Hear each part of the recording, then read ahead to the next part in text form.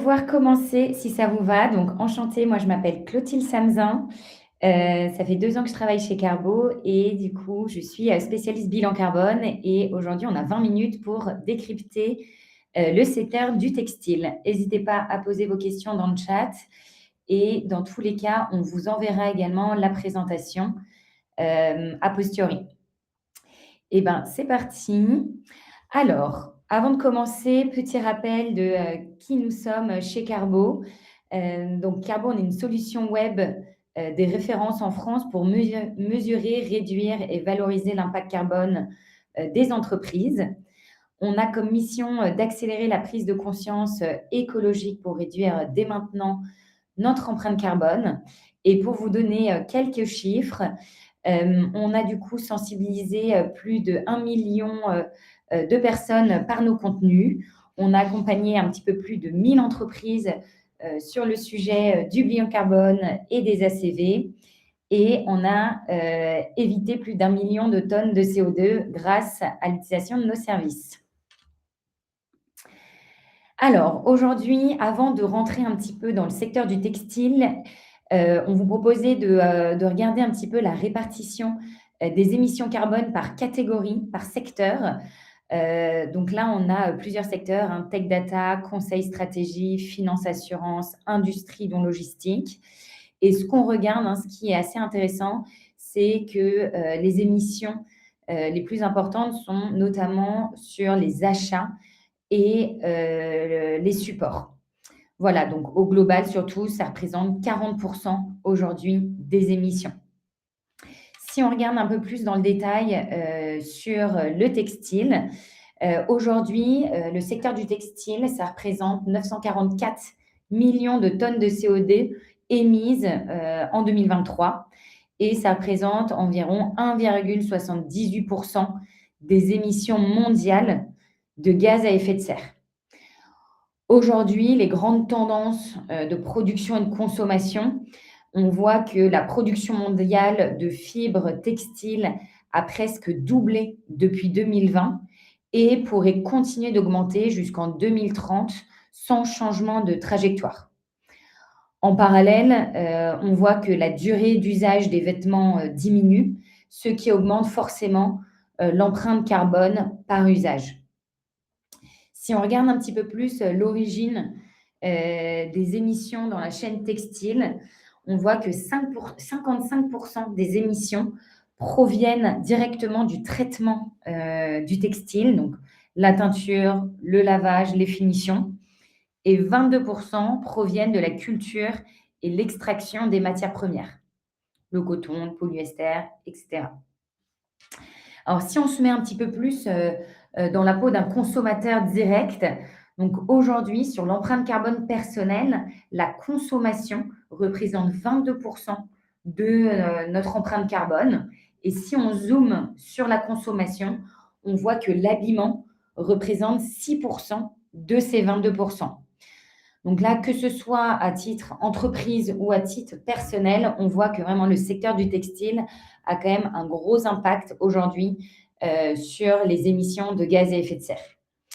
Aujourd'hui, vous, en tant qu'entreprise dans ce secteur-là, qu'est-ce que vous pouvez mettre en place et quels outils vous pouvez utiliser pour vraiment concrètement réduire ces émissions? Il y a 2 outils principaux. La partie ACV. Donc là, l'idée, c'est vraiment d'aller regarder toute l'analyse du cycle de vie d'un produit, donc par exemple d'un jean.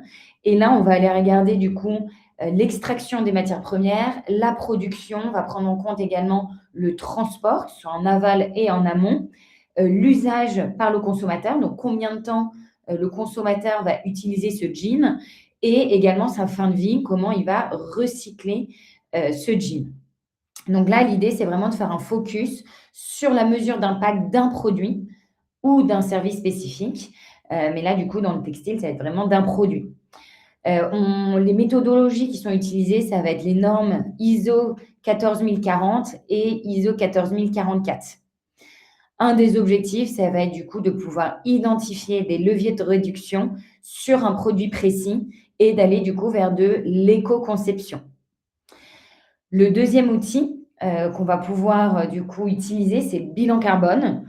Donc là, le bilan carbone, c'est de mesurer les émissions globales, d'une organisation, donc d'une entreprise, par exemple, sur une période donnée. Donc là, vous avez peut-être déjà, entendu parler des scopes, hein. Donc sur le bilan carbone, on va aller regarder le scope 1, 2 et 3, donc qui représentent les émissions directes et indirectes liées à l'entreprise. Là, l'idée, c'est d'aller regarder vraiment l'impact global, d'une entreprise. La méthodologie, là-dessus, on se base sur la méthodo bilan carbone, de l'ADEME ou du GHG Protocol, qui est la méthodologie internationale. Là, l'objectif, c'est plutôt d'aller suivre la performance carbone globale de l'entreprise et derrière d'aller planifier une stratégie climat. Donc là, c'est pas lié uniquement aux produits, mais c'est plus global, sur l'intégralité des flux de l'entreprise, et comment on peut réduire nos émissions dans le temps. Aujourd'hui, du coup, pourquoi est-ce que c'est stratégique dans le secteur du textile de réaliser soit des ACV, soit un bilan carbone, donc concrètement de mettre en place une stratégie, de décarbonation? Donc une des premières raisons, ça va être vraiment d'améliorer l'image de marque et de se démarcher, de la concurrence. Aujourd'hui, 71 des consommateurs, souhaitent acheter des vêtements de manière plus durable. C'est quand même énorme et assez, important comme statistique. Une des deuxièmes raisons, ça va être d'aller obtenir un label. Pareil, suite à des études, 80 des consommateurs pensent qu'il est important, que les marques de mode aient des certifications éthiques et durables. Le troisième, ça va être vraiment la partie plutôt business. Donc, pour répondre à des appels d'offres, ou à des demandes clients, effectivement, vous avez déjà peut-être été confronté, à ça, mais l'engagement climatique est de plus en plus, valorisé dans le choix des fournisseurs ou des sous-traitants, parmi les grands groupes. Là, j'ai mis quelques noms avec lesquels nous, on travaille, sur l'engagement de leurs fournisseurs. On voit qu'il y a de plus en plus de demandes et d'obligations, à définir une stratégie bas carbone dans ces entreprises-là. Donc là, notamment LVMH, La Redoute, Hermès, Etam Group, Kiabi, etc. Donc ça devient vraiment un aspect stratégique si vous souhaitez du coup continuer de pouvoir travailler avec ces grands groupes, de pouvoir mettre en place une stratégie bas carbone. La quatrième raison, c'est de pouvoir également anticiper la loi. Donc, on a beaucoup parlé de la CSRD, de la loi Omnibus, mais également sur le secteur du textile. Il va y avoir aussi REP Textile, la loi AGEC, qui est sur du coup la valorisation des déchets. Et également, vous en avez peut-être entendu parler, mais là récemment, d'aller vers de l'affichage environnemental des vêtements, comme ce qui a été mis sur les produits alimentaires. Et le dernier aspect, c'est de pouvoir également maîtriser ses coûts. Donc là, on voit que c'est vraiment un aspect très stratégique, de pouvoir mettre en place pour des entreprises sur le secteur du textile, une stratégie, RSE et notamment sur le volet environnemental, en calculant du coup soit l'ACV, des produits, soit de calculer le bilan carbone et de mettre en place un plan d'action, de réduction. Si on va un peu plus dans le détail, sur ces différentes raisons, stratégiques de se lancer sur des démarches environnementales, là, je vous ai listé un petit peu les différents labels et certifications qui existent, dans le secteur du textile. Et bien évidemment, le fait de faire une ACV ou un bilan carbone, ça ne va pas vous donner automatiquement la labellisation, mais derrière, ça va vraiment créer des preuves nécessaires, pour obtenir ces certifications et éviter le greenwashing en soutenant scientifiquement, toute communication environnementale. Voilà, donc là, c'est les plus connus, hein, labellisation, il y en a bien évidemment, d'autres. Mais aujourd'hui, c'est vraiment un levier de réaliser son bilan carbone ou créer une ACV, dans ces certifications. Là, l'idée, c'est aussi de faire un focus sur les veilles réglementaires, parce qu'on sait que c'est un vrai sujet, on s'y perd un peu parfois, puisqu'il y a beaucoup d'itérations, sur ces sujets. Alors, encore une fois, on vous enverra la présentation, donc je ne vais pas aller dans le détail de chaque loi. Mais là, sur le sujet du bilan carbone, donc globalement, il y en a deux, hein. Le bilan des émissions de GES, donc BGES, qui est du coup là pour les entreprises de plus de 500 salariés, qui est obligatoire en France. Et après, bien évidemment, le sujet de la CSRD, donc le reporting des données extra-financières qui intègrent le volet environnemental. Là, pareil, ça concerne plutôt les grandes entreprises et les ETI européennes. Derrière, bien évidemment, il y a un effet boule de neige, puisque même si vous n'êtes pas à proprement parler concerné par ces réglementations, si encore une fois, vous travaillez avec des grands groupes en tant que fournisseur, il y a vraiment un effet boule de neige puisque eux-mêmes doivent s'engager sur des objectifs de réduction. Et encore une fois, comme on l'a vu tout au début, la partie achat représente souvent 60% des émissions d'une entreprise. Et donc, directement, en tant que fournisseur ou sous-traitant, vous êtes directement concerné par ces sujets. Si on regarde plutôt la veille réglementaire sur la partie ACV, donc là, on vous en a mis plusieurs, hein, mais donc il y a l'apparition de l'affichage environnemental des vêtements, hein, qui découle directement de la loi climat et résilience. Donc là, qui est concerné, c'est les marques vendant des vêtements en France. Donc là, l'entrée en vigueur est progressive. Après, du coup, on a la loi AGEC avec la prévention des déchets. Donc, ce qui est concerné, c'est directement les producteurs et les distributeurs de textiles. La communication sur le produit. Voilà, donc là, ça va être plutôt la partie ACV. Donc, éviter un maximum le greenwashing et les sanctions. Et après, on a la responsabilité élargie du producteur, donc REP textile.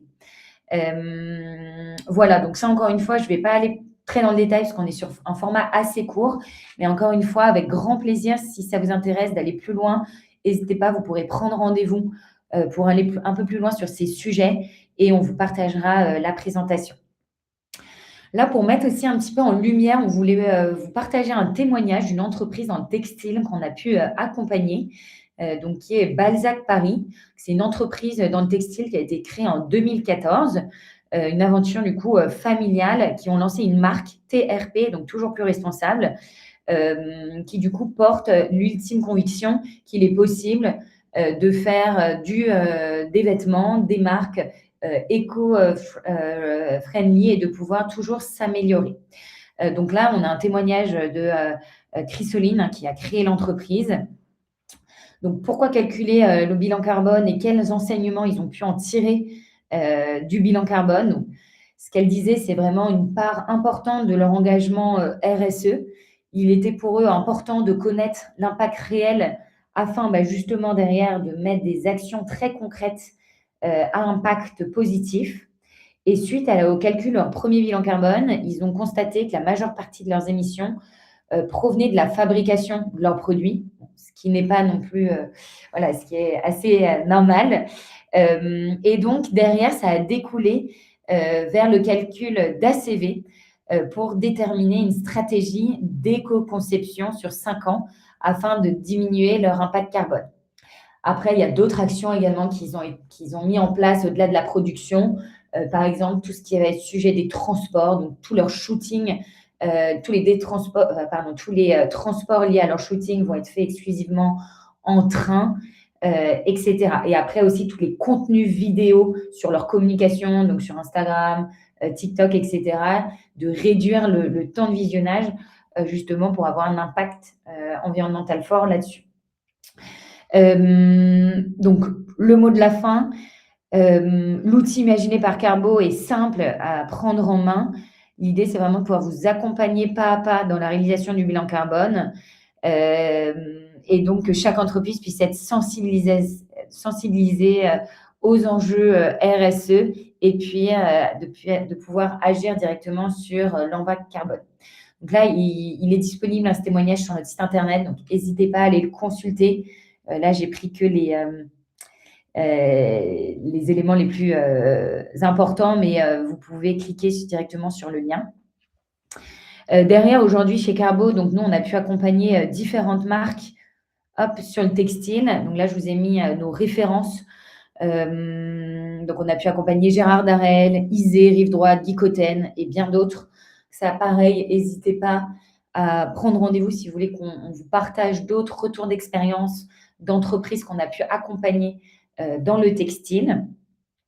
Et après, je voulais prendre les dernières minutes pour aborder un sujet important qui est le sujet des subventions. Aujourd'hui, il existe différentes subventions à un niveau régional, mais également au niveau sectoriel. Et là, sur le secteur du textile, il existe la subvention PARS avec laquelle on travaille conjointement chez Carbo. Donc, c'est un dispositif qui est porté par la Fédération de la mode, d'habillement et de la lingerie avec le soutien du défi et qui vous permet du coup d'obtenir une subvention de 5 000 €. Elle est reconduite du coup sur l'année 2026 pour accompagner justement les marques et les entreprises dans leur démarche RSE et dans leur transition écologique. Donc, cette subvention, elle vous permet de financer des diagnostics, donc des bilans carbone, des ACV, de l'éco-conception, de la traçabilité, etc., des labels. Et donc ça, complètement, l'accompagnement Carbo dans le calcul du bilan carbone ou de l'ACV rentre en compte dans cette subvention de 5 000 €. Les critères d'éligibilité, là encore une fois, si ça vous intéresse, n'hésitez pas à prendre rendez-vous avec nous. On pourra en discuter un peu plus longuement et vous présenter comment vous pouvez faire votre dossier de candidature à cette subvention. Mais du coup, les critères d'éligibilité, c'est d'être une entreprise de générer plus de 50 000 € de chiffre d'affaires et après d'être en règle avec la taxe affectée. Donc, n'hésitez pas à prendre rendez-vous si vous voulez qu'on échange plus longuement. Mais pour le coup, c'est très intéressant dans le cadre d'une TPE, d'une PME, puisqu'aujourd'hui, ça finance pratiquement plus de 50% d'un bilan carbone ou d'une ACV. Pareil, derrière, sur notre site internet, on a créé un simulateur où vous pouvez, du coup, en fonction de votre secteur et de votre région, voir s'il y a des aides publiques ou des subventions régionales ou sectorielles dont vous pouvez bénéficier pour subventionner, du coup, vos démarches RSE. Donc, n'hésitez pas, encore une fois, à aller sur notre site internet et à compléter les informations et vous aurez accès à toutes les subventions possibles pour financer vos démarches RSE. Voilà, on arrive à bout, il est 12h20. N'hésitez pas, si vous avez des questions sur le chat, ce sera avec grand plaisir pour y répondre. Et après, encore une fois, on a beaucoup d'éléments sur notre site internet, beaucoup de e-books, de témoignages clients, etc. Donc, avec grand plaisir pour échanger plus longuement sur le sujet. Mais en tout cas, pour le mot de la fin, je pense que vraiment, il est essentiel dans le secteur du textile de pouvoir lancer des démarches environnementales, que ce soit par le biais d'une labellisation, d'une ACV, d'un bilan carbone. Encore une fois, il est vraiment stratégique. Donc, si vous voulez plus longuement qu'on en discute, n'hésitez pas à prendre rendez-vous, ce sera avec grand plaisir.